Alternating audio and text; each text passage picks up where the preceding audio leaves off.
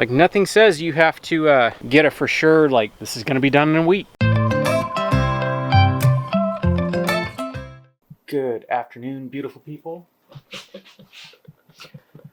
So, when you end up doing too much and don't take a break and wear yourself out, eventually your body's gonna say, no more. Stop, yeah. So, feeling pretty cruddy today. Yeah. So. And then the mic went out. Technical difficulties. This camera's got a gremlin that we need to take care of.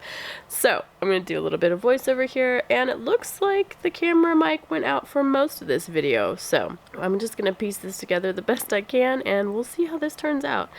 Sorry for my voice. Clearly you guys have seen that I'm not feeling too great. I'm feeling a bit under the weather.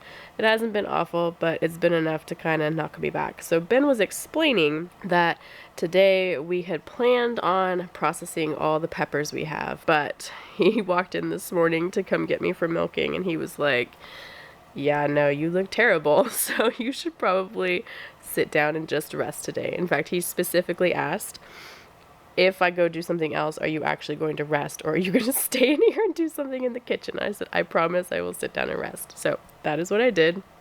And he is going to go out and work on the chicken compost. So we did get another frost last night, and it was pretty cold. I think it got down to about 31 last night. So we just kind of have been switching gears really fast to go deal with all the frost things, which is mainly just like making sure things are covered and turning off hoses.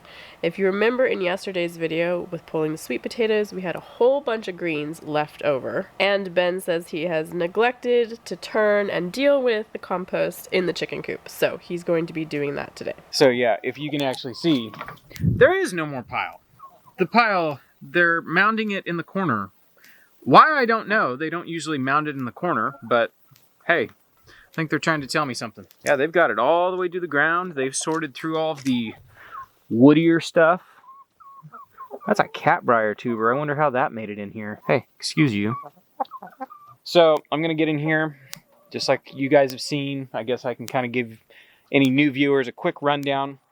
This is our compost system. This is how we are, if I'm on it, and I haven't been on it, we can turn out about whatever's in that pallet. That's probably a 4 foot by 4 foot, about 3 foot tall compost pile.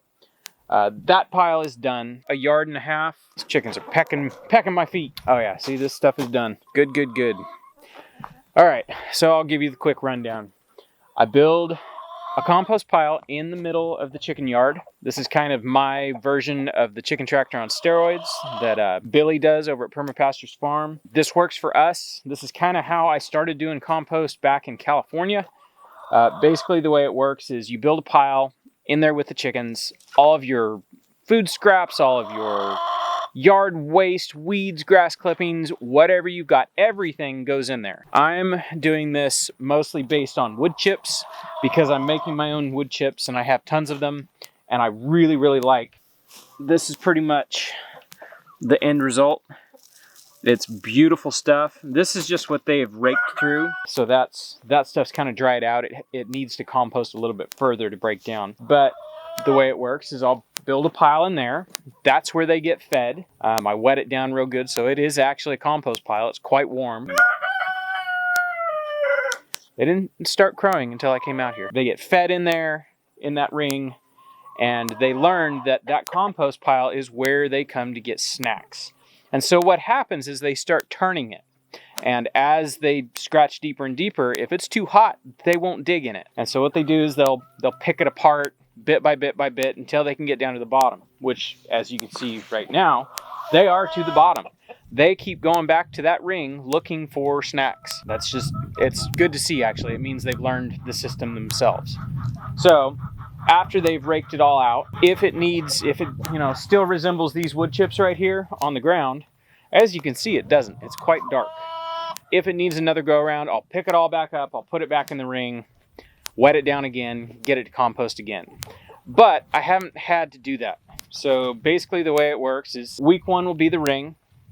I've noticed that I have to do another week because the nitrogen load hasn't been too bad. So I'll rake it all back up, wet it down, put it back in there with more green stuff if I have it. And then the 3rd week, like what you'll see today, I'll pick it all up, I'll bring it all out here, I'll put it in the pallet, wet it down one more time, and then when we are done, as you can see, that is some good compost right there. That is ready to go.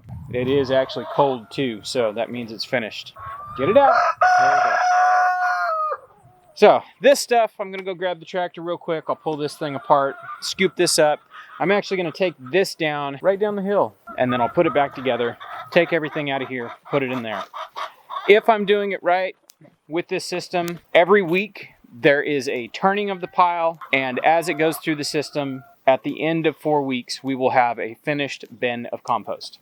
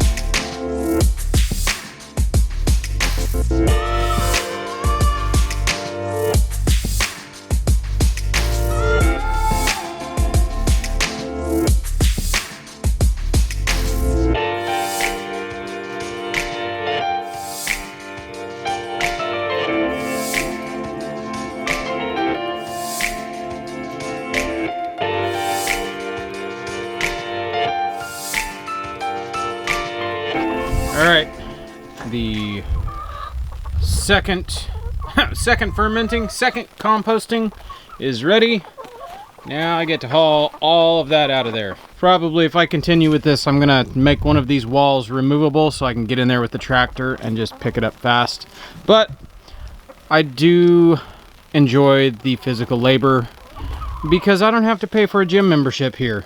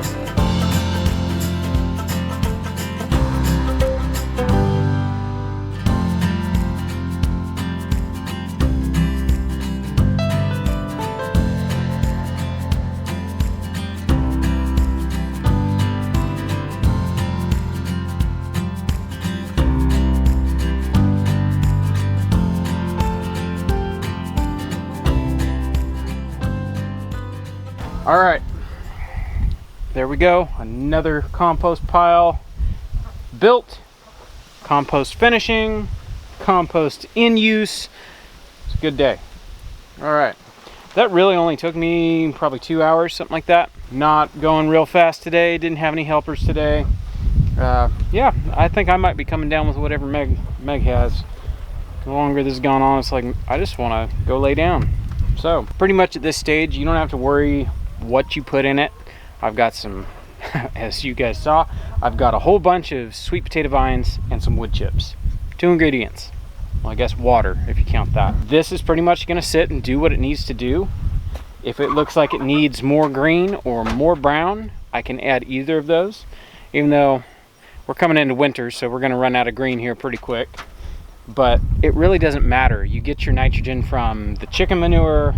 There's other places you can get your nitrogen. Having them get in here and scratch, they also drop their manure in there, and it just adds to the pile. And then as they scratch all this out and they sort through it and tear it apart, once it's all over the ground, if it looks like it needs to break down more, I'll pile it back up. It's just one of those things. You just You just got to play it by ear. If it looks like it needs to break down more, give it more time. Like, nothing says you have to get a for sure, like, this is going to be done in a week. This is going to be done in 9 days. You just play it by ear doing something like this. So, with that said, I don't really have a whole lot else planned for today. I thought this was something I needed to do anyways, so I'd bring you guys along. I will I will let the chickens out. You guys can see they'll probably come out and be like, what changed? Chickens don't like change sometimes.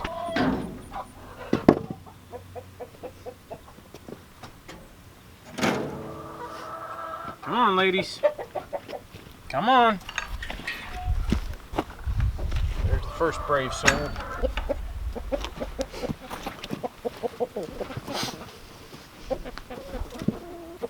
Already working on tearing it down.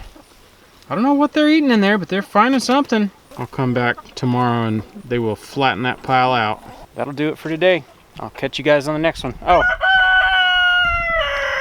and have a good weekend.